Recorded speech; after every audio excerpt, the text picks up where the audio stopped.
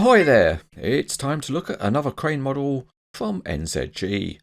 It comes in a very large box, which is all the more surprising because this is a 1:87 scale model. It is the ESP.8 mobile harbour crane, and the manufacturer is Konecranes Gottwald. There's some information on the box which says that this machine can operate in an electric mode, but it's a flexible machine because it can also operate in a diesel mode. This is an NZG model with the number 1055. The big box goes on the weighbridge and it comes in at £8 9 ounces, and that's a hefty 3.9 kilograms. It has a carry handle at the top. Let's open up the box and see what's inside. There's the usual pair of expanded polystyrene trays which are taped together, so we get the knife out, cut the tape and lift the lid. And then we get to see the various parts of the model inside. It's paperwork time, and the first thing that's included is a poster of the real machine, which is alright if you like that sort of thing. Perhaps more useful is the assembly instructions, and these are really good because they're very detailed, and if you follow them there should be no issues.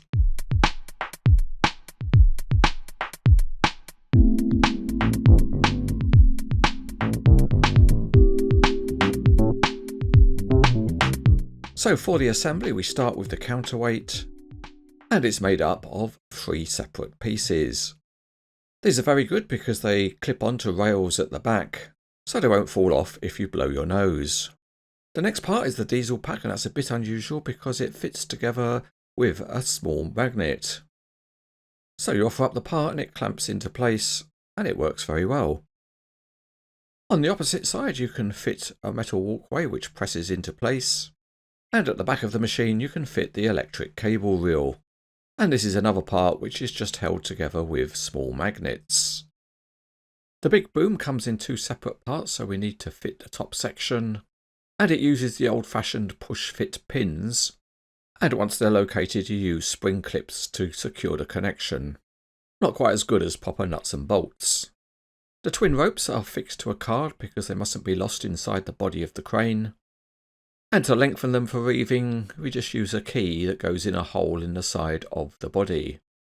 The winch is pretty good, you just push in on the key to release the brake. Starting with just the left rope, it goes up and over the tower, and then it goes over the inside pulley at the boom top. As far as reeving goes, this is all a pretty easy operation. The rope then goes back down to the tower and goes around the lower pulley, and after that it goes back up to the top of the boom and runs over the outside pulley, and all this is done to make the hook stay level when the boom is luffed. With both ropes reeved you carefully tie off at a hook to keep the hook level. So with the model fully assembled, let's see how much it weighs. So we carefully position it on the weighbridge and it comes in at around £5 14 ounces. Which is about 2.7 kilograms.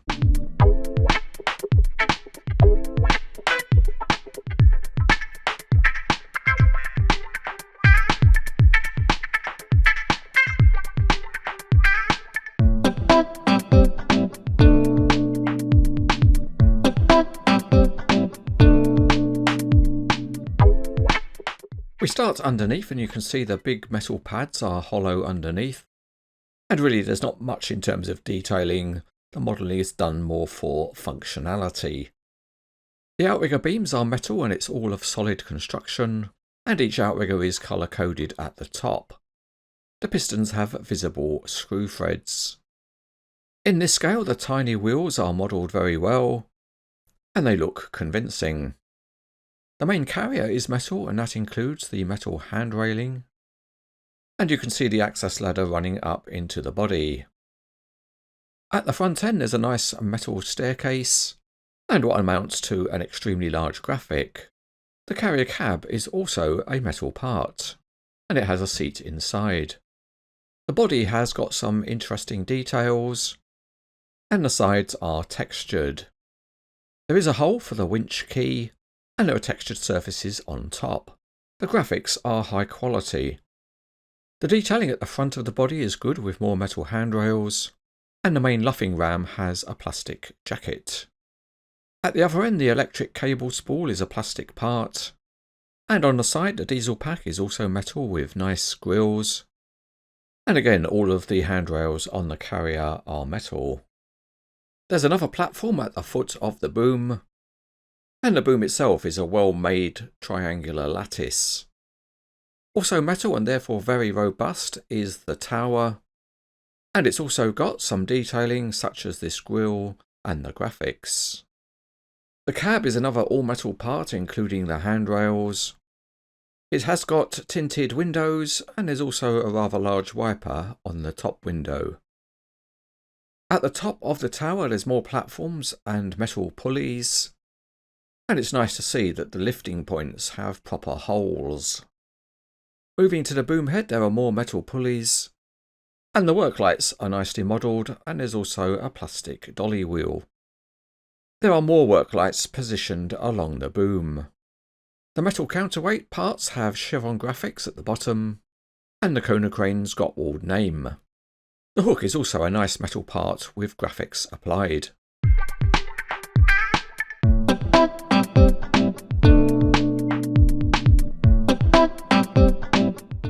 Back underneath, and we can see that the axles are in two groups, and they have a linked steering. The range of movement is good, and it also means you can have crab steering if you want.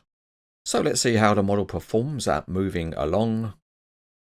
And we'll start by raising the outrigger pads. They are mounted on screw threads, so you can just spin them around. And one thing you notice here is that each of the outriggers is colour coded at the top. The outrigger beams are also retractable and you can just push them in. And with the outriggers up, the heavy model rolls nice and smoothly. The heavy weight of the model also helps it to roll nicely. Let's carefully set the steering and see what kind of an angle we can get. And overall the range of movement seems pretty good. And with it set, you can see that you get quite a tight turning angle. And in a dockyard setting, it's nice to have that manoeuvrability. Back we go with the stabilisers down again, and you can get the model to be posed wheels free. Rotation of the superstructure is nice and smooth, and there's no hint of rocking at all. Another really nice touch is that the diesel container has opening panels, and as you can see these are held shut by tiny magnets. Inside the container you can see a detailed engine. To luff the boom you need to undo the grub screw that's on the hydraulic ram, and when it's loosened you can position the boom at the angle you want. The real boom can go right down so the dolly wheel at the end is on the ground, but the movement on the model is pretty much restricted to the boom being horizontal. Of course the other crane function is to raise and lower the hook, so you put the key in the side of the body, and as long as you've got the appropriate wrist action, the hook can be raised or lowered. This is quite a big model in 1:87 scale, so let's do a dim check. And to the top of the boom it's just over 33 inches or about 85 centimetres.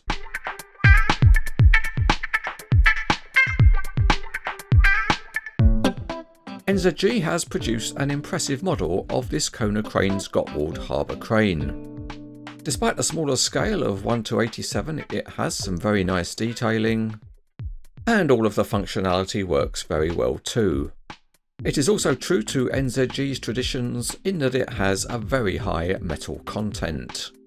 It would look great as part of a harbour on a model railway layout, and overall it is excellent.